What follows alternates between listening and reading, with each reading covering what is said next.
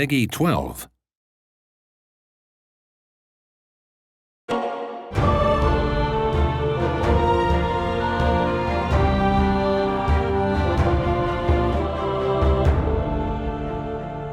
Oui, dans les jeux de stratégie historiques comme Humankind, le terrain c'est un pilier du jeu.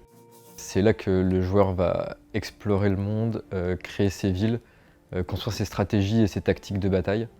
Et donc nous, notre objectif c'est d'avoir quelque chose qui soit pas forcément réaliste, mais qui soit plausible et qui ait un côté suffisamment stylisé mais cohérent pour avoir la végétation, les types de terrain, les montagnes et un monde qui puisse fonctionner.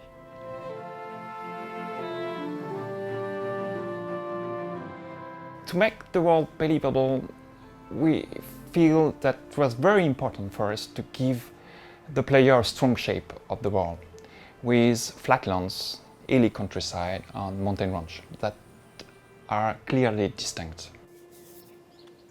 Basically, we wanted the terrain to inform the player's strategy. So depending on the neighboring tiles, you will have a gentle slope that you can climb on, or a steep cliff that is impassable to you. So this is a way to create challenges and opportunities for exploration and even battle. For example, when you are exploring, moving through a valley will block your line of sight. So it's always better to scout from higher ground. It can also give you advantages in battle. Les élévations, les montagnes, les falaises, c'est un truc qui est vachement cool. Mais pour faire un truc vraiment complet, on a plein de variations de température et d'humidité et qui accompagnent ça avec la végétation aussi, pour avoir des sapins, des cactus et quelque chose qui puisse être plausible par rapport à l'évolution du monde entre les pôles et l'équateur. For that reason, we give each territory of the map a distinct biome based on where it is on the map and its elevation.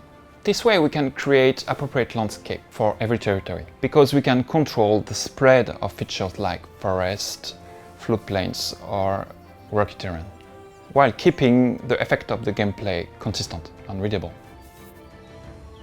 To make the world more visually appealing and strategically interesting, we also added various landmarks. So each tiles have different terrain types that gives you different yields.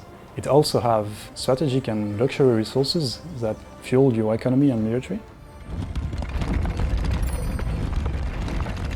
If you are the first to find the highest mountain, the longest river or the biggest desert, you will be able to name it, and it will give you more cultural influence.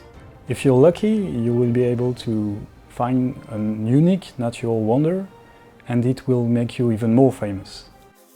Les merveilles naturelles et ce qu'on appelle les landmarks, c'est quelque chose qui a un grand intérêt pour l'économie du jeu. Et donc ça amènera les joueurs à essayer de les conquérir.